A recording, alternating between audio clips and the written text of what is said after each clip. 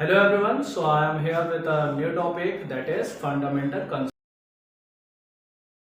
Topics that we are going to cover in this whole chapter. First one is arithmetic operations. So what does this operation means? Arithmetic operation.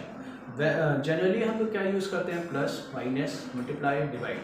Maths में भी होता है और बहुत सारे different subjects में भी होते हैं. ठीक है, तो यहाँ पे जो भी साइंस होती है, जो बेसिक साइन होती है, प्लस का हो, एडिशन, सब्ट्रैक्शन,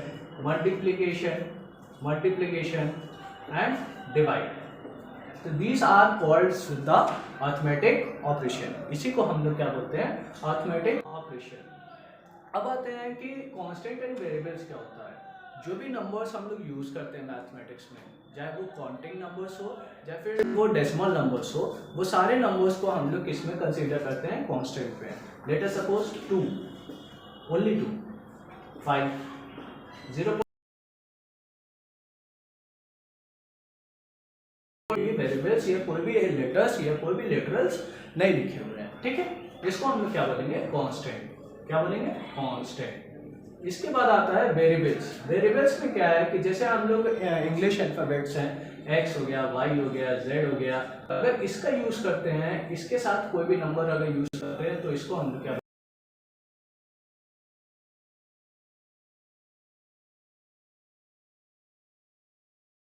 वेरिएबल्स और कांस्टेंट में क्या डिफरेंस आता है. देख लिया कि कांस्टेंट और वेरिएबल्स क्या होते हैं. ठीक है, अब आते हैं हम लोग, एक एग्जांपल मैंने लिखा है और इस एग्जांपल को देखिएगा. 3x - 4y + 2. तो +2 जो है, इसके साथ देखिए कोई भी लेटर्स नहीं है, तो उसको हम लोग क्या बोल सकते हैं? कांस्टेंट. और इसके साथ अगर कोई भी नंबर्स के साथ लेटर्स लिखे हुए हैं, तो उसको हम लोग क्या बोलेंगे? वेरिएबल्स. इस इक्वेशन में, इस अलजेब्रिक इक्वेशन में क्या है? x और y क्या है? एक वेरिएबल्स है. अब आते हैं ऑपरेशंस ऑन नंबर्स. अगर आपको ये कंसेप्ट समझ में आ गया तो पूरा अलजेब्रा आपको समझ में आ जाएगा. इसको ध्यान से आराम से देखिएगा. ऑपरेशंस ऑन नंबर्स मतलब अगर मान लेते हैं, यहां से मैं लिख रहा हूं, ठीक है, अगर x एक वेरिएबल है, +8 करते हैं, तो कभी भी वेरिएबल के साथ अगर नंबर हम लोग प्लस कर रहे हैं, तो वो प्लस नहीं होता है, वो as it is same answer देगा. ठीक है, अगर x² + 8x² लिखा है, तो यहाँ पे देखिए, यहाँ पे कोई भी नंबर्स मैंने नहीं लिखा, पर यहाँ पे क्या लिखा हुआ है? x² + 8x. यहाँ पे सपोज कर लेते हैं कि यहाँ पे ये 1 होता है और ये टोटल क्या आंसर आएगा इसका? 9x². मतलब समझ रहे हैं? अगर आप हम लोग यहाँ पे लिखते हैं 8x + 3x, तो ये क्या हो जाएगा? 8 + 3 कितना हो जाएगा? 11. और 11 के साथ क्या आ जाएगा? उसका वेरिएबल, दैट इज x. तो एडिशन इस तरह से होता है. इसी तरह आप अगर सब्ट्रैक्शन की बात करें, तो 8 - x as it is answer आएगा 8 - x. ठीक है, अब हम 7x² - 2x² लिखेंगे, तो यहाँ पे क्या आ जाएगा? 5x². क्योंकि यहाँ पे देखिए जो ये वेरिएबल्स हैं, वो दोनों ही सेम पावर और सेम लिखे हुए हैं, और नंबर का हम लोग माइनस कर देंगे और variable as it is copy कर देंगे. अगर आप देखते हैं तो 7x - 3x, तो ये क्या आ जाएगा? 4x. ठीक है, ये सब्ट्रैक्शन के टर्म्स पे हो गया. अब आते हैं सब्ट्रैक्शन के बाद हम लोग मल्टीप्लाई पे देखते हैं. मल्टीप्लाई, कोई भी नंबर का मल्टीप्लाई होगा किसी भी वेरिएबल से, तो उसको हम लोग मल्टीप्लाई करके लिख सकते हैं. 8 × x इक्वल्स टू क्या हो जाएगा? 8x. इसको इस फॉर्म में भी लिख सकते हैं. जहां से यहाँ पे इक्वेशंस पे लिखे हैं 3x - 4y + 2, तो यहाँ पे क्या लिखा हुआ है? इसका मतलब क्या है? 3 × x - 4 × y + 2. ठीक है, इसमें कंफ्यूजन नहीं होइएगा. 8x × 2x, तो पहले नंबर्स का मल्टीप्लाई कर लेंगे. 8 2 क्या हो गया? 16. 8 2 क्या हो गया? 16.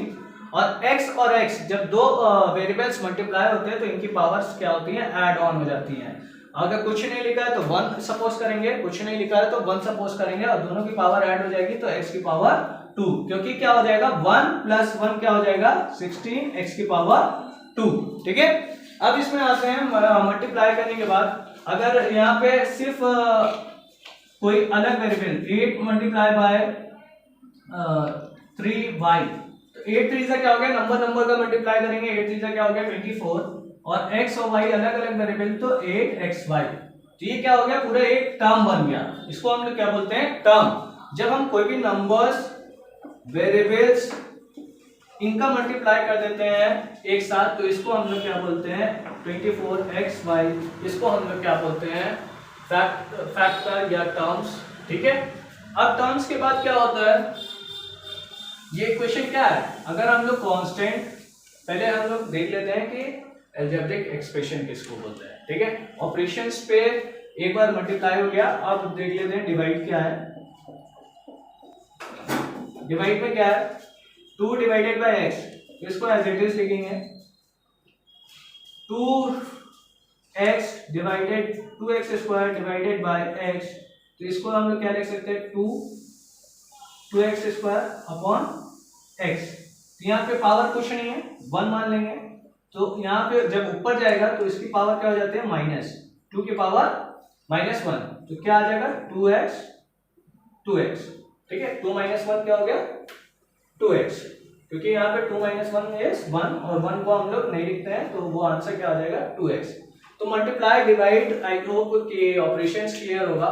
ऑपरेशंस के बाद हम लोग आते हैं अलजेब्रिक एक्सप्रेशंस। अलजेब्रिक एक्सप्रेशंस क्या होते हैं, पहले मैं इसकी डेफिनेशन बता दूं। अलजेब्रिक एक्सप्रेशंस वो एक्सप्रेशंस होते हैं जहां पे हम लोग अरिथमेटिक ऑपरेशंस का यूज करके, किसी भी नंबर्स का यूज करके और किसी भी लिटरल्स या वेरिएबल्स का यूज करके अगर कनेक्ट कर देते हैं तो उसे हम लोग क्या बोलते हैं अलजेब्रिक एक्सप्रेशंस। यहाँ पे एक एग्जांपल लिखा है 3x - 4y + 2।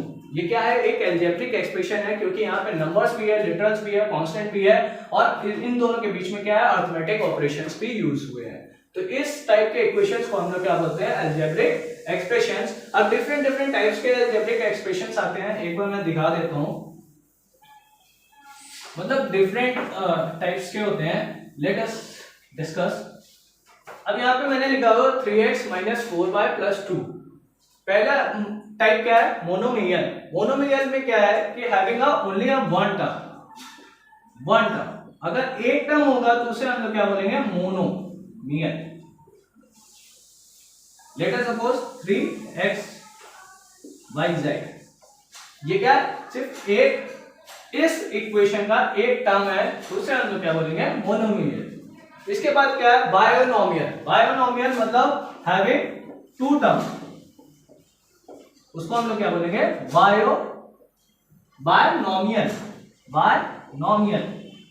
बायनोमियल मतलब अब जैसे ये एक्सप्रेशन है, इसमें 2 टर्म अगर होगा, अब आप देख सकते हैं 5y क्या एक टर्म हो गया, 3xyz क्या हो गया दूसरा टर्म हो गया। इस टाइप के इक्वेशंस को हम लोग क्या बोलते हैं बायनोमियल। ठीक है, इसके बाद आता है ट्राइनोमियल। ट्राइनोमियल में क्या होता है having 3 terms. An algebraic expression having 3 terms is called trinomial, right?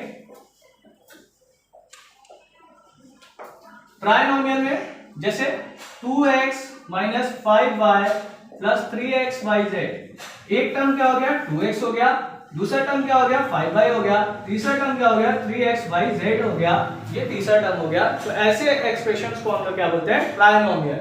इसके बाद आता है मल्टीनोमियल।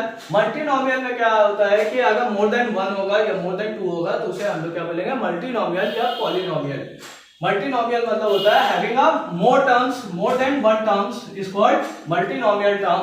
और उसका एग्जांपल क्या होगा कि अगर 2x - 5y + 3xyz + 4xy, तो इस टाइप के अलजेब्रिक एक्सप्रेशंस को हम लोग क्या बोलते हैं मल्टीनोमियल। अब आते हैं इसके फैक्टर्स की बात करते हैं। तो फैक्टर्स में देख लेते हैं, let us discuss with the factors. Factors देखते हैं। फैक्टर्स में क्या है, फैक्टर्स ऑफ अ टर्म। जब हम कोई भी नंबर्स को या फिर कोई भी लिटरल्स को मल्टीप्लाई एक साथ करते हैं और हमको एक अलजेब्रिक एक्सप्रेशन या अलजेब्रिक एक्सप्रेशन का एक टर्म मिलता है, तो उसको हम लोग क्या बोलते हैं फैक्टर्स। अब इसमें क्या है कि जैसे 3 मान लेते हैं, उसके प्रोडक्ट्स क्या होंगे, वो प्रोडक्ट्स भी उसके क्या होंगे फैक्टर्स होंगे। अगर मैं मान लेता हूं क्वेश्चन दिया हुआ है हमसे 3xyz, हमसे 2 टाइप का क्वेश्चन पूछता है कि हमको लिटरल फैक्टर्स बताइए या फिर न्यूमेरिकल फैक्टर्स बताइए।